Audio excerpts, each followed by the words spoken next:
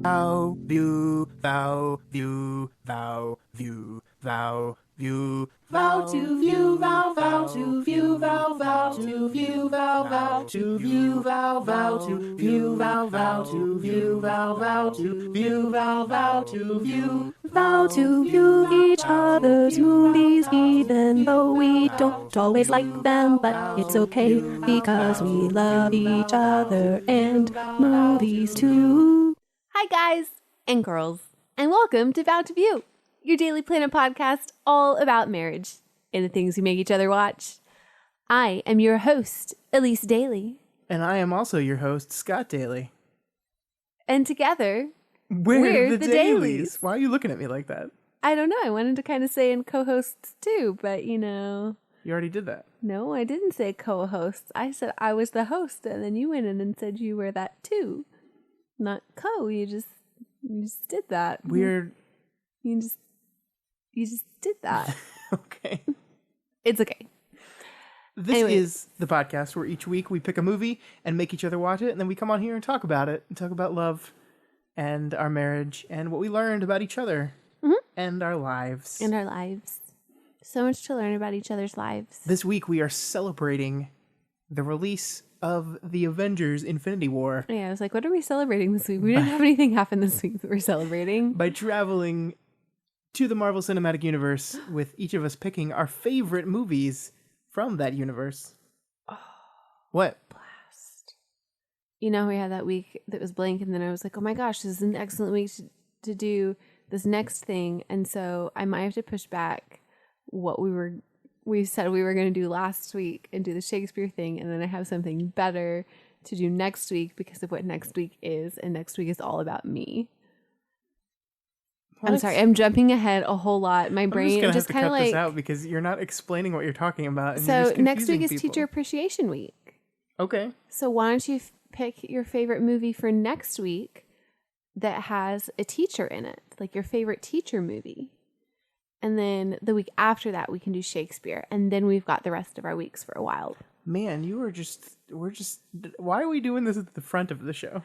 It's because my brain just jumps around all over the place sometimes. And I just get these ideas and then I just got to roll with them. And if I don't say them out loud, I might forget it. We're just going to cut all this out of the podcast. Okay, but is that a good idea? Yeah, it's fine. Okay. So Elyse, sorry. we're here to talk about the MCU, and we both picked our favorite movie from the Marvel Cinematic Universe. 18 movies long now. Is it really 18 movies already? 18 movies. It's technically an adult?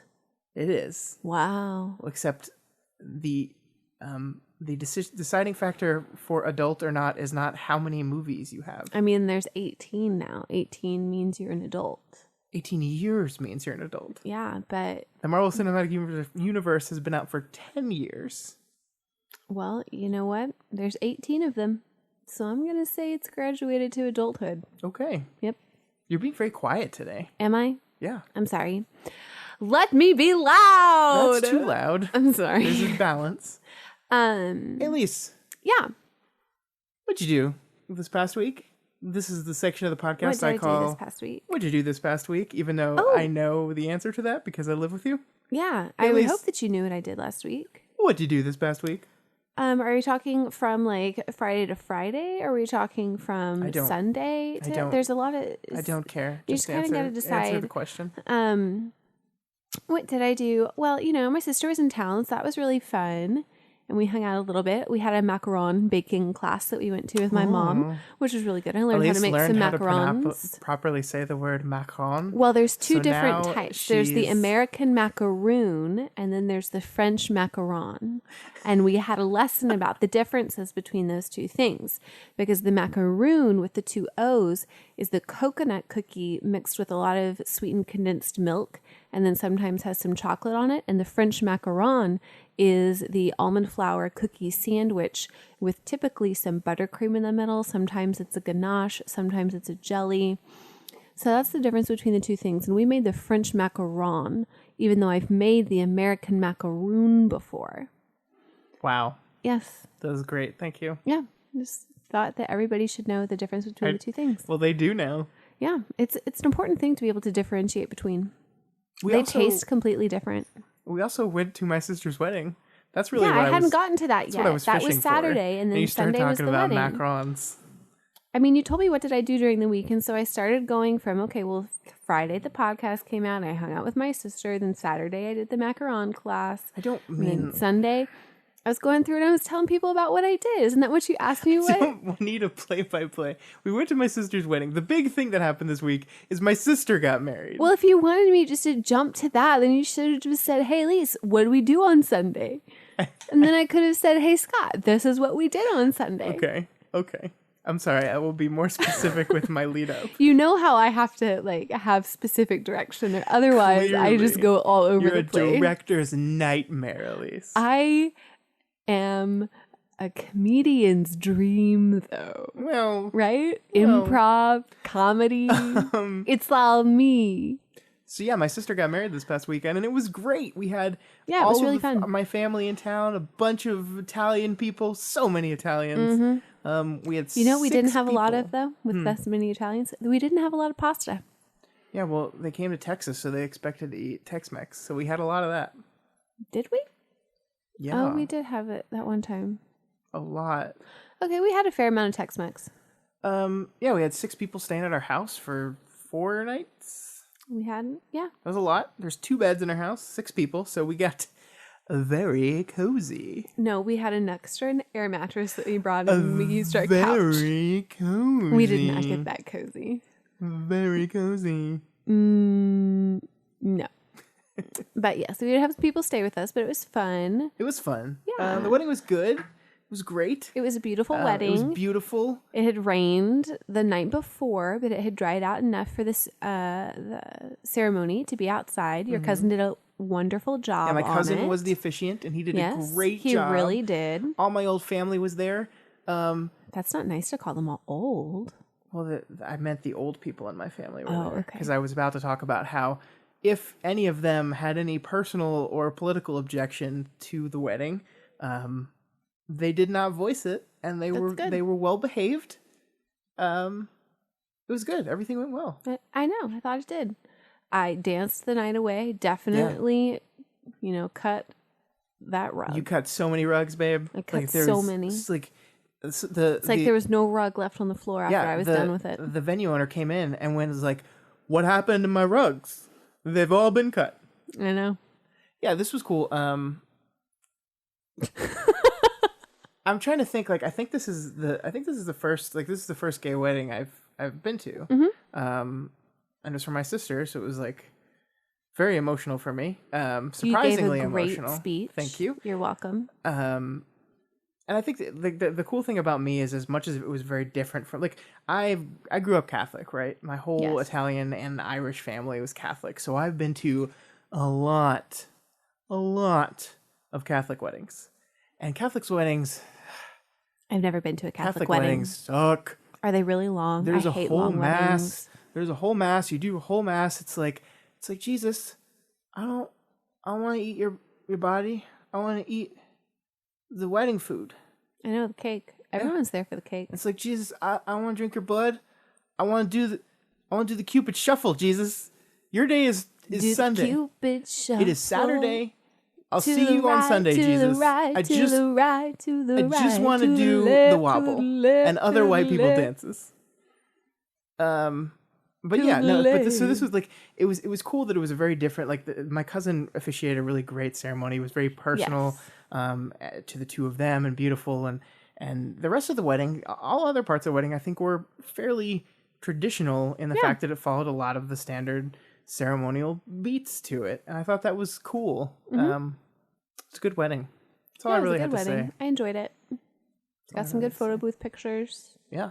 You let me get a new dress. I let you? I mean, you didn't let me. I went and got my. I told you I was going to get a dress, and I did. Mm-hmm. It was a decent dress. It served its purpose. I'll wear it again. So that was our weekend. That's cool. Yeah, and the Monday. Okay, we don't. No, doesn't matter. We don't have to go day by day. Day by day. Hey, Elyse. What? One more thing before we move on to our topic. Yeah. There was a show last week that did a musical episode, and we know how you feel about musical episodes. So let's talk about Riverdale. Let's and the talk about Carrie Riverdale. musical. Okay, because I did say previous to that episode that the people that sing on Riverdale are actually very talented. Mm-hmm. And I will say that the only person, not the only person, okay, my letdowns for the vocal performances in that episode were Archie. Archie did not do, it was just not Archie's episode. And Archie has had some good songs. It was just, I don't know if it was out of his range or what. And then, I cannot think of her name right now. Redhead that wanted to be Carrie. Twin. Blossom. What's the Blossom twin's name? I'm just going to watch you struggle. The Blossom twin. I'm just going to go with the Blossom twin. Okay. The Blossom twin, her songs were not my favorite. But overall, the vocal performances I was quite pleased with. I thought that it actually worked well in the story. Look, it took all my favorite things and put them together. I know it did. It did.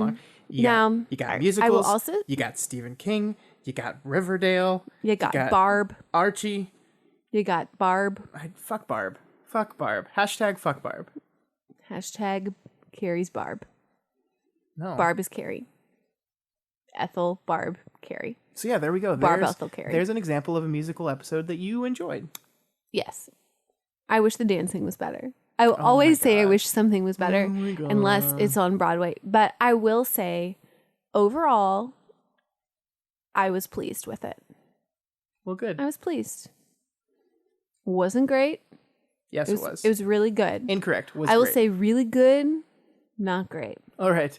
That's enough of that. Let's talk about what we're here to talk about. What are we here to talk about this week? The Marvel Cinematic The Marvel Universe. The MCU. Oh! Elyse, what movie did you select from the Marvel Cinematic Universe? You had 18 movies to choose from. This was Which so one I don't know. you pick? It was just a lot of pressure in the moment. And so, you know me, I remember movies based on their music. And I loved the music from Guardians of the Galaxy, Volume 1 and Volume 2. But I just went with Volume 1. So I just said Guardians of the Galaxy Volume 1. All right. And then as I was watching Volume 1, I was like, oh, maybe I really liked Volume 2 better. But no, I think I like I don't know. I like Guardians of the Galaxy. Tell me all about it. Tell you all about it. Well, the movie actually came out in 2014, and it was directed and written by, well, it was written by a lot of people, but James Gunn got, I guess, a lot of the credit for it. I don't know. James Gunn, right? It was written by James Gunn. That's who wrote it.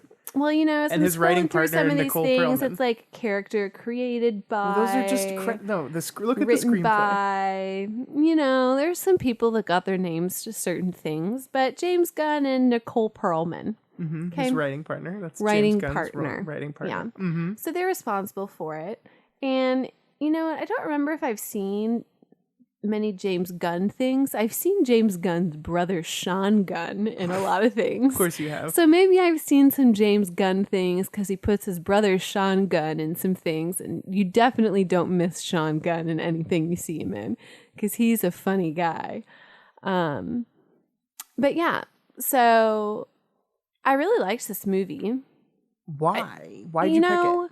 Okay, so as I was watching this movie, and actually the one that you picked, I was thinking to myself, because I know the answer, if I were to ask you, who was your favorite Marvel character? You know, who's your favorite Marvel hero? You would tell me, without even a blink of an eye, no, you would say Captain America, and we'll go into that a little bit later. But if you were to ask me Thor, that, though. Scott, you're just doing that to be difficult. Yes. I know that. So I'm just going to completely gloss over that. Ant-Man.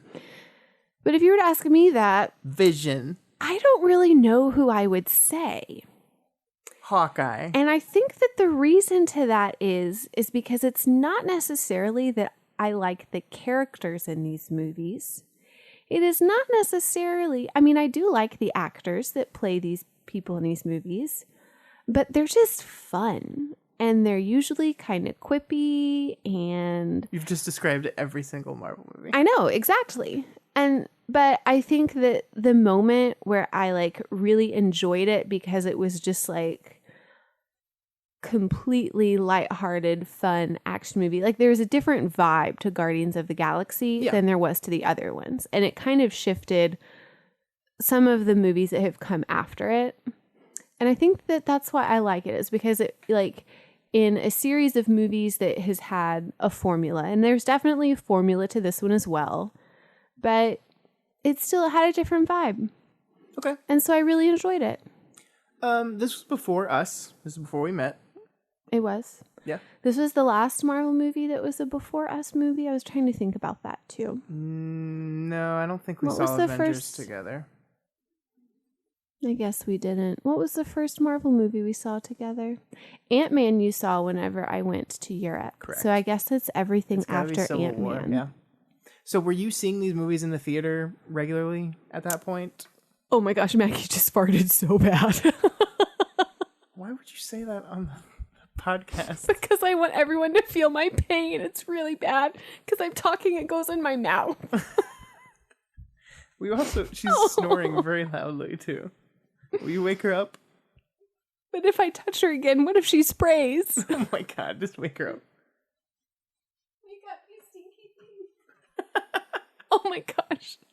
I don't smell it at all. Okay, side note, yesterday we walked into school and I swear there was a skunk that got into the school and like sprayed everywhere. Nope, just the 5th graders. Probably so, but I had to go and I had to spray our entire hallway with this really strong citrus Okay. stuff. Anyways, I digress. So had I been seeing these movies in the theaters previous to you without you? Yes.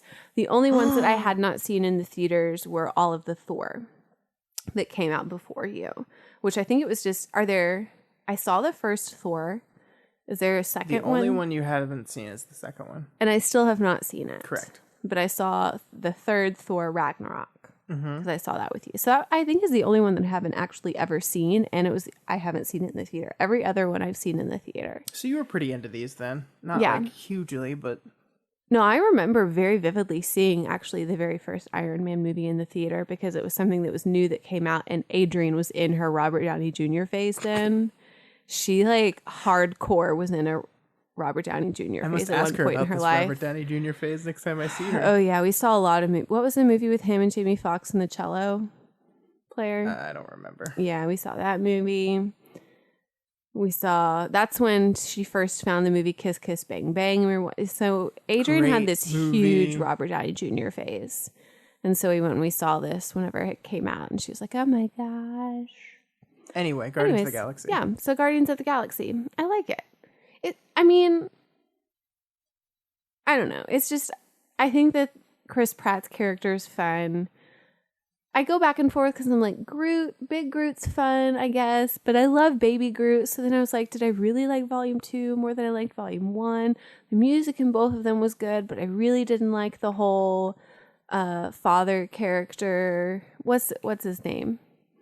Who was Ego? it? Ego. I really didn't like him, but then I did cry in Volume 2 because whenever Blue Spoilers. Blue guy? I can't even remember all their names Blue right guy? now. Who Blue was guy? it?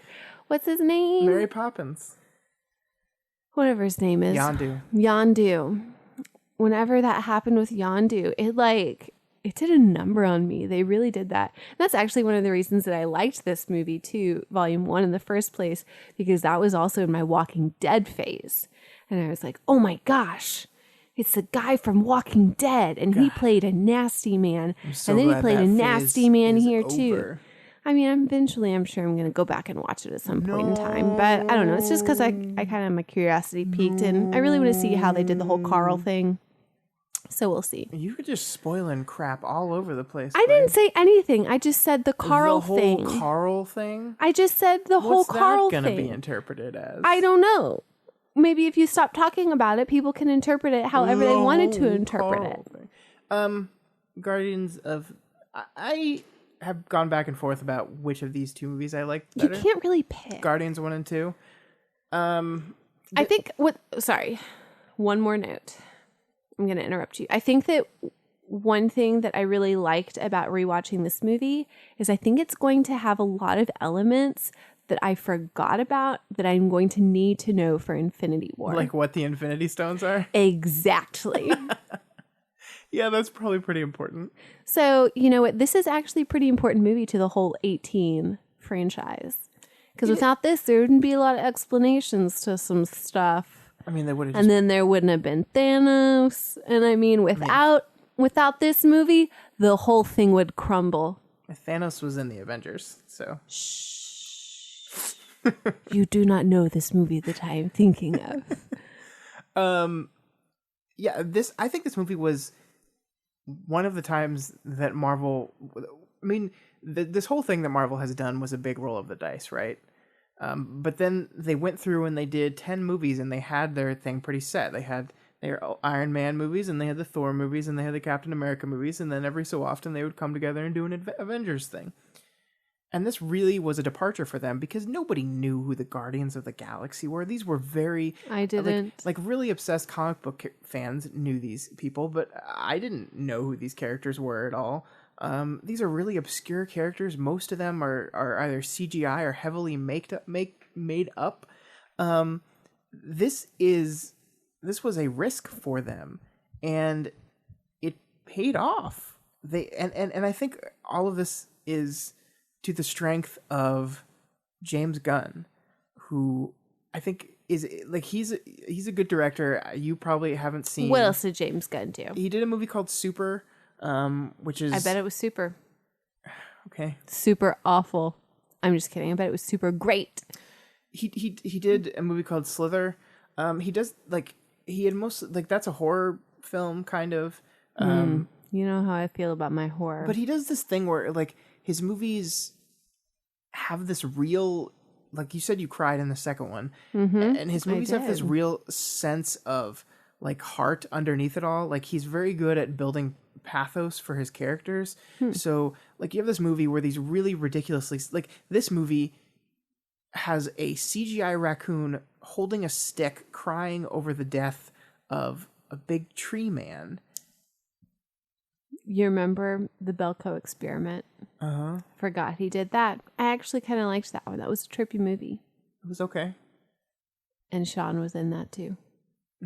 Sorry, I was listening, but I was also kind of scrolling through. I'm sorry. So there. See, now I completely lost my train of thought. I do that too. Yeah, all the time. All the time. It's just, I'm like, my fireworks in my head just go off. And then it... But you're talking about James Gunn and about how he connects emotionally. His ability to take, a lot of complaints of the Marvel movies are that they go too far for the joke. Like, they build up this epic moment and then they completely undercut it by telling a silly joke. And I think they do that. That is true, that as part of their quest for quippiness and comedy and lighthearted tone, they kind of poke fun at themselves. Like the big one that jumps into my head is when Bruce Banner decides that he's going to jump out of the ship at the end of Thor Ragnarok and thus saying, I'm going to be the Hulk now. And then it's completely undercut when he just belly flops into the light bridge and doesn't actually transform. So they take this moment where he's sacrificing himself to be the hero, and they turn it into a joke. And I don't, that complaint doesn't bother me as much as it does a lot of other people. But I think James Gunn, out of any of the directors that have worked in this universe, mixes that humor and that quippiness with a real sense of pathos, with a real sense of character and weight and emotion behind these things. And the fact that he can do it with CGI characters, I think, is a testament to the performances and to the writing. And I mean, you're absolutely right that the end of Guardians 2 is devastating. It's beautiful and sad, but happy and inspiring at the same time. And I think there's moments in this movie that do that as well. I mean, the moment where they all decide that they are going to help and they are going to try to fight to save the universe, where they all stand up and the camera kind of spins around them, similar to the way it spun around the Avengers. But there's this moment of okay, we've come together. This whole idea of Guardians of the Galaxy is the family that you create. These are kind of outcasts from the world. They none of them really have family, and they became a family together. And the second one is exploring, okay, you've become a family together, now experience how pain in the ass your family members can be sometimes.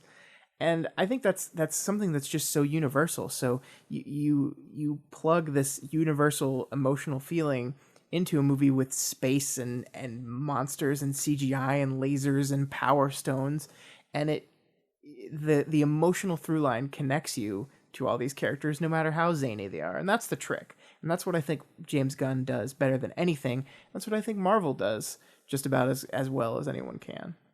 What a perfect movie that I pick about family on this wonderful week where we experienced family. Mm-hmm. It's perfect, babe. It's kind of like I'm really smart or something. Yeah, it's not like you just pulled a movie out of your hat when you were desperate to come up with one within 5 seconds or anything. It's kind of like destiny.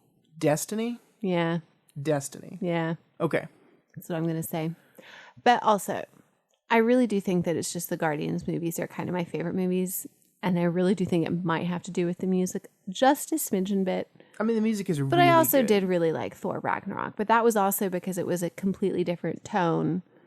Not like completely different, but it was it's just my like... boy Taika. Those are the types of movies that I like. Yeah. Yeah. I mean, the music is really great, and James Gunn kind of invented not invented, but he popularized the take pop music and put it into this kind of stuff. And Me wasn't in the movie. No, it wasn't. It's not in the movie. But this is something that Suicide Squad pretty shamelessly tried to emulate. This idea that we're just going to drop a bunch of pop songs into this thing and everyone will like it now, right? Because you liked it in Guardians. Chaka, hooga, hooga, hooga, chaka, hooga, hooga. Why didn't she sing the song? I was doing the ooga chaka. No, because it was just fun to see you do that. Hooga, chaka. It's all in the shoulders. But they can't see your shoulders, babe. But I think they could hear him, right? They hear my tone, my voice. Could. It goes and drops, and now you can think about when I drop my shoulders. All right, do we have anything else we want to say about Guardians of the Galaxy before we move on to my movie? I think it's so... Oh, okay. So, total drama moment. Oh my God. Let's just get into the whole Hollywood couples story here for a second, because I was like, oh my gosh, Zoe Saldana and Bradley Cooper in a movie, and they were all hot and heavy for a bit, and then Bradley Cooper's mom loves Zoe Saldana, and then they totally aren't together anymore, but it's okay because whenever they're in the movie, Bradley Cooper's only this little animated raccoon and Zoe Saldana is actually there. So I bet you it wasn't a huge like thing on set, but they had to do the whole press tour together, and the whole time that I was watching them on all the game shows when they were doing the circuit and everything, I was like, oh my gosh, how awkward. And how awkward would that be? You know, like for all the people that are in Hollywood and you're just constantly around everyone that you've been dating, because it's just huge, this circle of everybody dates everybody. Anyways, that was it. That was great, babe. Yep. It's really what people wanted to hear about. I know it's what everybody wanted to hear about. Maybe they didn't know. There could have been some tension between Gamora and I can't think of anything other. What's the raccoon's name? Rocket. He's named Rocket Raccoon, which is like Rocky Raccoon, which is the Beatles song. Those Beatles. Trivia. All right, that's it for Guardians of the Galaxy. We will be right back after this to talk about my movie.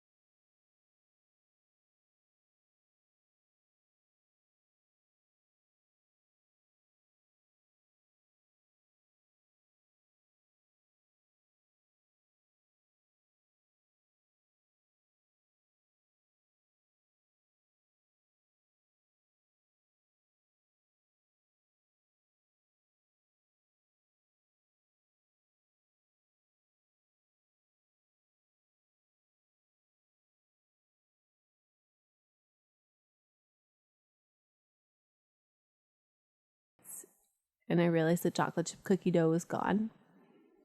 Because that was the one I was going to eat on the air. And we are back. And it's time to talk about my movie. Elyse. Yeah. No surprise to you. No surprise at all. I picked Captain America Civil War. Is my and my MCU films change a lot, but I think this is probably one of the best ones, and we'll get into why in a little bit. But first, this movie also came out in 2014. Adorably, we both picked movies that came out at the same time. It was written by Christopher Marcus and Stephen McFeely, who, by the way, wrote the other two Captain America films, as well as Avengers 3 and Avengers 4. Wow, they must really like him. It's two people. They must really like them. Yeah, they do. They like them a lot.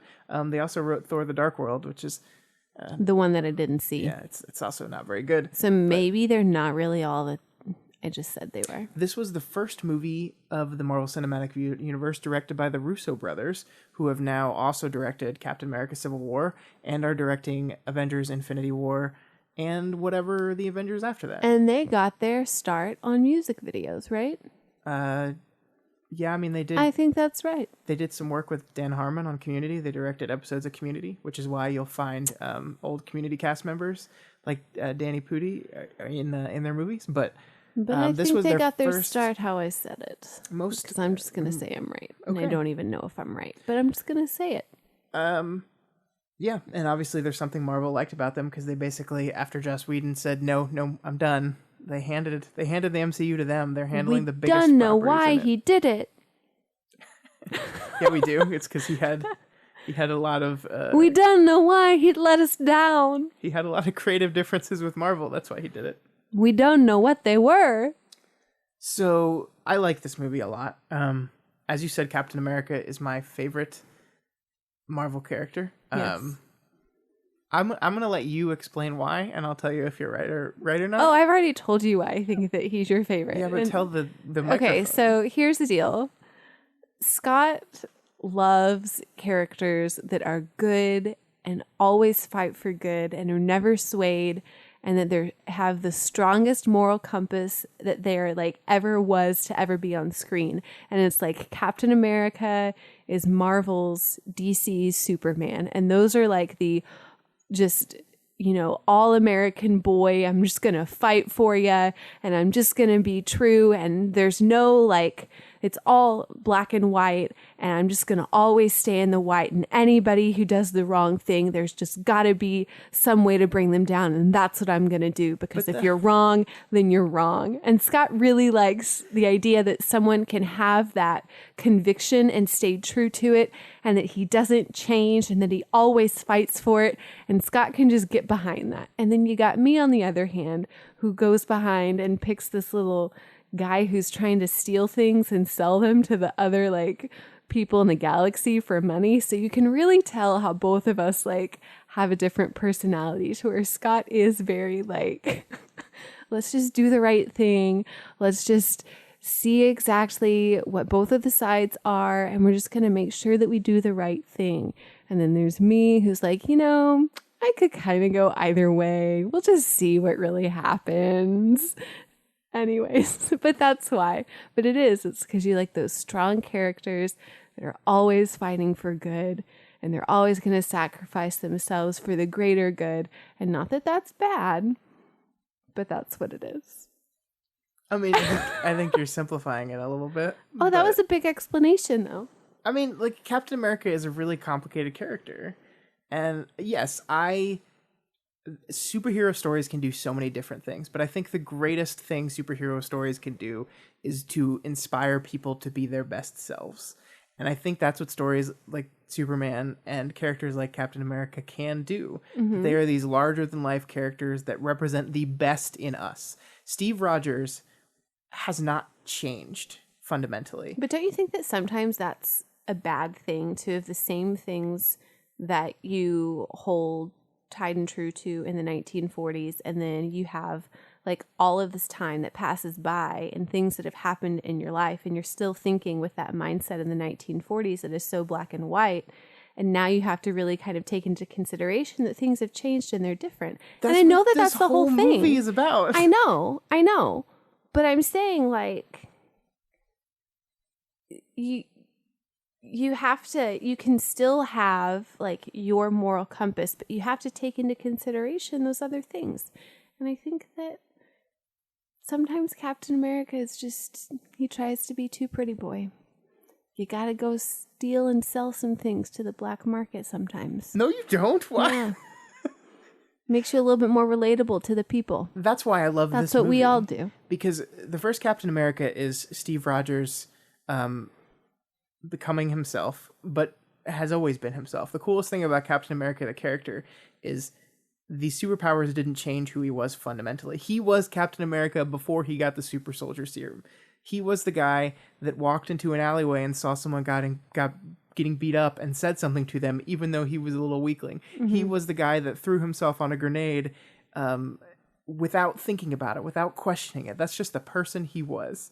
And this movie, Civil War, is basically like a Cold War spy type movie that is challenging every assumption he has of the world, because Captain America is this guy taken out of time, thrust into our generation, and he's not sure what to believe in anymore, because the government that is corrupt. Yeah, I mean, in World War II, I mean, it really wasn't this way, but the perception of it was this way, is that the good and the bad sides were clear. Who was good, who was bad was clear. It was black and white.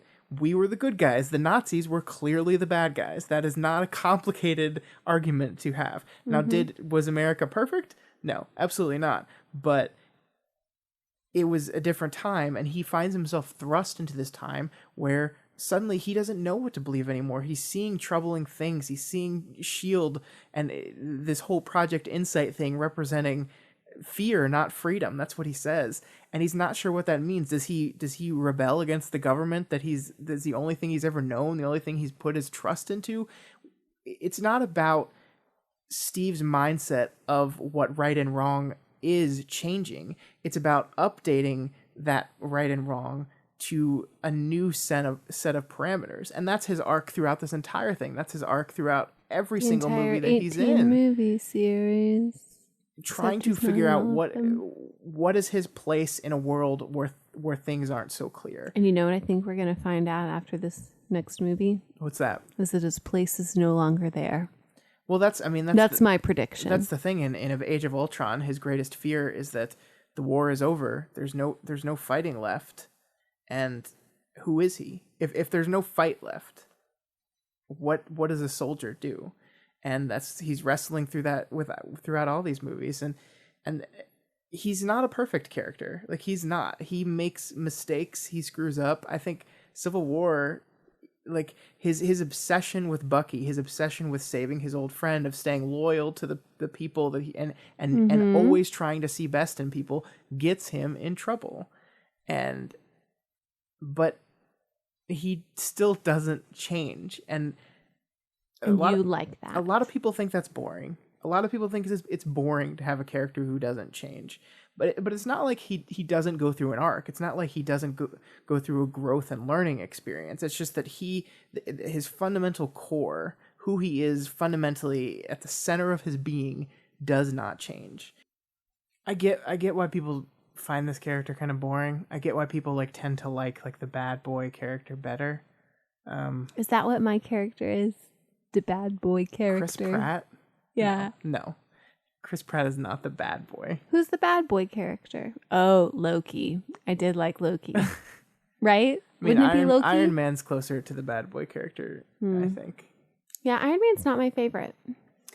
But no, I find his arc really compelling. I think, to talk about this movie specifically, I think one of the reasons why I think the Russo brothers got these big gigs is I think this is some of the best action sequences in the MCU. They shoot this movie, like I said, it's like a kind of like a Cold War spy thriller type thing. So the action is very tactile. One of the best action sequences in the movie is Sam Jackson's car chase, where they're trying to assassinate him. And I think it's just really well done. It's well shot. It's exciting. And it's cool. And I think all the action sequences with Captain America have that same kind of gruff, street level brawling to it that is really appealing for me. It really works for his character and the other characters that are in the movie. It's good. It's good action. I didn't really remember this movie as much. For some reason, I kept on getting this one and Civil War kind of mixed up a bit. But you know what I really did remember from this movie was the elevator fight scene. I was like, oh, wait. No, this is the one with the elevator scene. Because I really liked the elevator fight scene. I thought that was done really well. It was done really well. Not only was it choreographed really well, but the slow tension building set up to it. Yeah, where they just kept on more having and more people walk on, and then he sees the one guy sweating a lot and is nervous, and he's like, "Why is that?" I really liked that. And then, before we do this, does anyone want to get off? Oh, such a nice guy, Perfect. Captain America. You want to let someone get off so they don't get hurt because he's just so kind. Yeah. And then the small details, right? Like he starts out the movie and the Captain America suit he's wearing is really faded and muted. The red and the white are really out, and it's just kind of this like solid blue suit. And even the whole first sequence, like his shield is the same colors, but they've lit it like to where the colors are really faded. So it's kind of like he's lost his way a little bit and he's trying to search. And then by the end of the movie, he's donned the old costume, the old red, white, and blue. And the shield is bright and the colors are popping, and he's kind of found he's found himself. He's found who he wants to be and the things he needs to do. And that involves going up against the very organization that he once was a part of. And fighting his friend. Yeah. So I got 2 questions for you. Go for it. Number 1, we know who your favorite character in the MCU is. Who is your least favorite? Yes. Now the truth comes out. Who is it that you do not like? Doctor Strange. Oh, yeah. He was awful. I did not like that movie at all. Was it just the movie? I'm just talking about the character. I mean, the reason I think I don't like the movie is because I didn't find Doctor Strange very compelling at all. I will agree I thought with he that. was a Tony Stark rehash. He's basically the same. Yeah. And I was just not interested in him at all. Okay. I need to give that movie another shot because I've watched all these movies many times. I think Doctor Strange is the only one that I've only watched the one time. Which is a shame because I love Rachel McAdams. Yeah, and I really hope something great for her out of that. She had nothing to do in that movie. Nothing. And there's cool parts of that movie. I think that movie, the extra dimensional like trippiness of that movie is shot really well. None of the characters really spoke to me at all. Okay. Now here's the thing. How about you?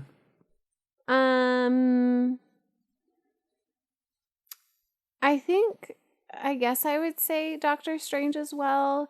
I gotta turn my head. Hang on just a second. Oh, I don't like the Hulk very much either. I know. It's just, he doesn't really do much for me. I like the Hulk more as Bruce Banner than Ed Norton. I mean, the Hulk is Bruce Banner. I like the Hulk as Bruce Banner, The too. Hulk is, what's his name? I can't even think of it now because I messed it up. Mark Ruffalo. More than I liked Edward Norton. And I like Edward Norton. I feel like I almost did it again. Mark Ruffalo is a little bit better. He's absolutely better. Yeah. So we're going to enter into now our next segment that is now going to be 2 weeks in a row called The Debate. And I'm going to think of some sort of theme song to go with this. And Scott doesn't know that I'm going to do this, but our this debate is a complete surprise to me. is going to be, last week it was about Meryl Streep. Is she good? Is she bad? Is she overrated? We'll get into that later. But this week, the debate is about Chris Evans versus Chris Pratt. The battle of the Chris's. Which Chris is better? And we can put Chris Pine in there too if we want to, because Chris Pine was in Wonder What about Woman. Chris Hemsworth?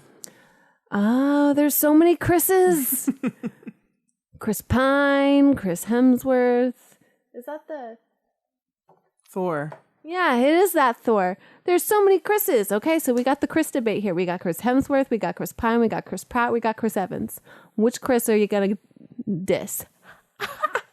Which Chris are you going to diss? You're so proud of yourself. I am. Okay, who's your favorite? Who's your least favorite? And why? We got to debate this. It's the debate. You blow up the mic every time you do that. I know, but it's kind of a fun little thing, right? So we got to have some pros and cons here. Okay, so Chris Pine has those baby blue eyes. Chris Hemsworth, man, he has got the muscles. Is that all we're talking about? If you're talking about Just Chris their Pratt, looks? Chris Pratt, he's got the personality going for him. So we got to like the personality here. But Chris Evans, if we're talking about the personality off screen with the heart of gold, I think you got to go with the Chris Evans. Plus, Chris Hemsworth is like sometimes the perfect man. Like his body is like a V. I don't know how it's possible. So we're going to totally take out Chris Pine and we're going to take out Chris Pratt because I'm Why? kind of upset with Chris Pratt about his, whatever. I don't know what happened with them. But, there's got to be something. So something's wrong with him. I don't know what it is, but maybe something. Okay. So now we're to Chris Evans and Chris Hemsworth. Chris Hemsworth seems to have it together. I like his accent. He has the nice blue eyes. His comedic timing is on point here. So who are we? Who's really better, Chris Evans or Chris Hemsworth? Evans. Chris Evans. It still has to be Evans. I look at like if you remove them from the Marvel Cinematic Universe, who am I more likely to see in a movie? I think it's Evans. Evans has been. He's getting into directing. He a was little bit. great in that movie, Gifted. I never saw it. We never saw that together. I just watched it and I haven't made you watch it yet. Nope. Oh, we're going to make you watch that. He was really great in Snowpiercer. Chris Evans. He Evans. was great in Snowpiercer. Fantastic in that movie. Mm-hmm. You know what Chris Hemsworth was good in? Ghostbusters? Vacation. Ugh. And Ghostbusters. He does have that comedic timing. His dick in Vacation. That wasn't his real one. one. Probably his real dick. Of course, it went he has all the way down giant to his schlong. knee. Wow. Yeah. Fuck Okay. you, Thor. So I think we said Chris Hemsworth is better than, right? Yeah, that's not what we said. Okay. Okay, that's the great debate. Yeah. Jesus. All right, I think it's time to wrap this thing up. We actually have a hard out for the first time ever today. We have a specific time we need to stop, and that time is fast hard approaching. Out? Yeah. What is that called? What does that mean? It means we have a hard stopping point. Why do we have a hard stopping point? Because I have a Q&A to do. But no. I mean, if I want to keep going, I might keep going. All right, Elyse, what was last week's discussion question? Last week's discussion question was, why is Meryl overrated? Or rather, convince Elyse to like Meryl. The question was, why is Meryl overrated? And no one wanted to tackle this one because they clearly don't agree that Meryl is overrated. Kevin agreed with me that Meryl is overrated. I don't know if that's precisely what he said. I'm pretty sure that is what he said. Up here, Kevin said, I completely understand Elise's view on Meryl Streep. So I think that means he agrees with me. Hang on. No, it says, last Friday at 9:59 p.m., Kevin, I can completely understand Elise's view on Meryl Streep. That is not the same thing as So that means he agrees with me. I understand. Not the same thing as all. I understand. And then he agrees. I think, he agrees. Yeah. You're such a bad liar. He agrees. You're such a bad liar. And then we go down. I completely understand your then thing. Everybody else understands. And then we get to my boy Vegeta, who basically throws it down. And I'm going to read this whole thing. You go for that. I'm not going to read the whole thing. Vegeta wrote a very long, convincing argument that is basically summed up as this. There are more than 7 billion human beings on this planet. That means there's a lot of room for different reasonable preferences. Meryl Streep is not so extremely actively terrible an actress that it would be wrong for even a single human being to have her as their favorite actress. It would be unjust to say to someone that they aren't allowed to have an opinion because too many people also have that opinion. Therefore, it is reasonable for even one person to have someone as their favorite actress or actor. It is fair if any number of people have them as their favorite actress. Therefore, that we can conclude that it isn't wrong for even a large number of people to have her as their favorite actress. Since this isn't wrong, one shouldn't hold it against her. Game, blouses. You know what? Boom. I'm not saying you can't like her. I'm just saying you're wrong if you do. So, you know what? You can like her. That's fine. No, you're looking past his argument. His argument was that you don't like her because she's overrated, but calling her overrated is an unfair thing to say. That's his point. It's not unfair. Okay. It's completely fair. I'm glad you because listened to his argument. Especially because frustrated Free Buddha afterwards said he's only seen her in bad movies. That doesn't... So she's only in bad movies. So if you're only in bad movies, but you're still getting credit for being a good actress, I think, people don't really care. Anyways. A guy wrote a long, drawn-out I know. thing that you completely ignored. No, I thought that it was a good argument. I see where you were coming from with that, but I still think she's overrated. But I appreciate your hard work. I think it was well thought out, and Scott absolutely loved it. I did. And I loved it too. I just don't agree with it. Okay. Yeah. Elyse. Yeah. What's up? What are we doing next week? Okay. You know what we're not doing next week? The thing that we said we were doing. So, okay, guys, here's the deal. I mapped out the whole calendar. I was looking for what we're going to do in the future, and I had every week planned out except for not next week, but the week after. And then I started thinking about, what's next week? Next week's all about me, because you know what next week is? It's Teacher Appreciation Week. I'm a teacher, so next week, it's all about me. So let's give some honor to the other teachers in this world and in the movies. And we're going to watch movies about teachers, aspiring teachers, funny teachers. I know which one you should do, but we're not. I'll give you an idea if you didn't already have it picked out. I got mine. Okay, so you don't want to do Fist Fight? I got mine. You don't want to do Fist Fight? No. Fist Fight was a funny movie. It was not very good. But it's okay. We don't want to try and be those teachers. So we're going to push back Shakespeare one more week. Poor Shakespeare.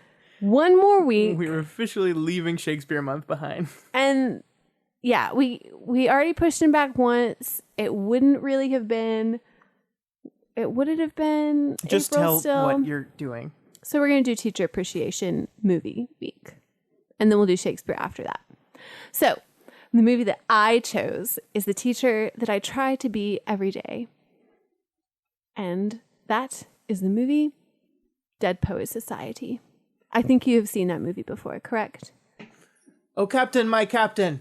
Yes. I make my students do that every year. I don't, but maybe I will now.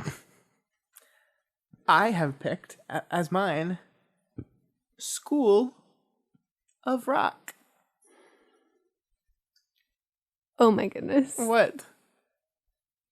Okay. What? No. No.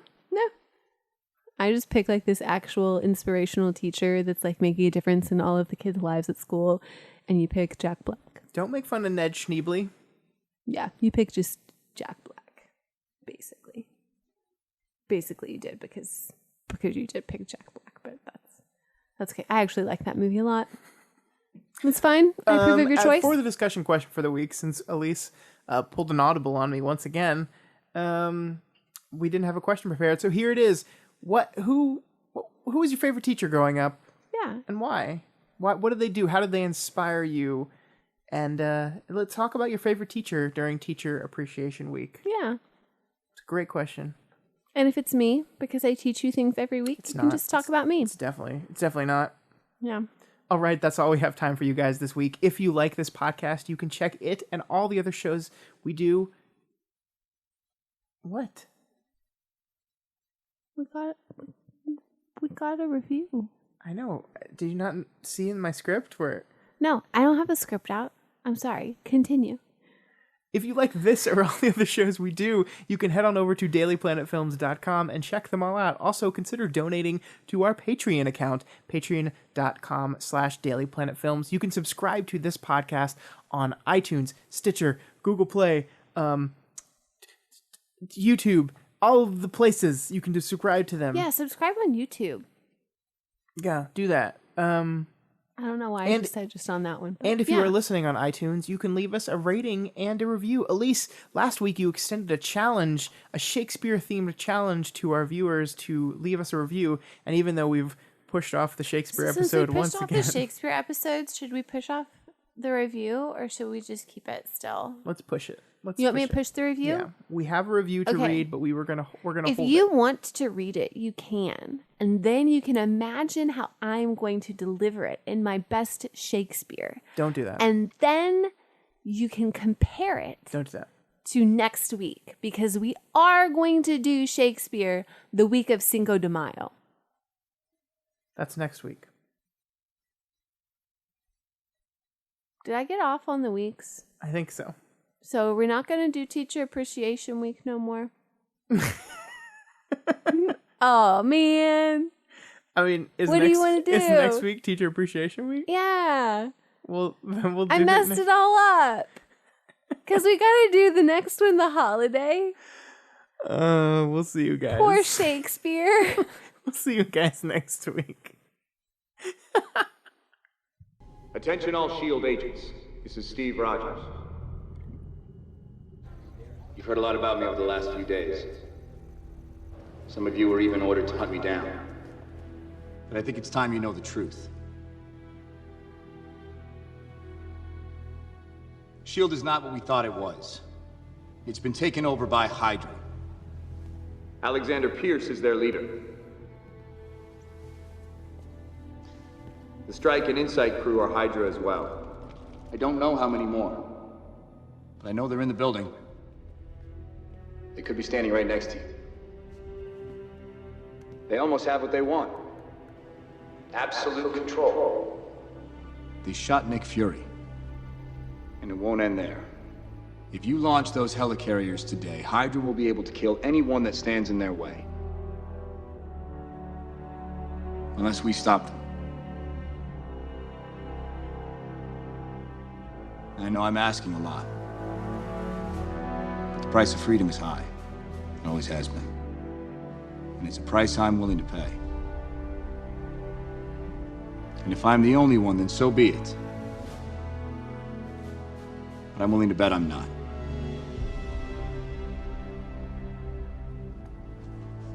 Did you write that down first? Or was it off the top of your head?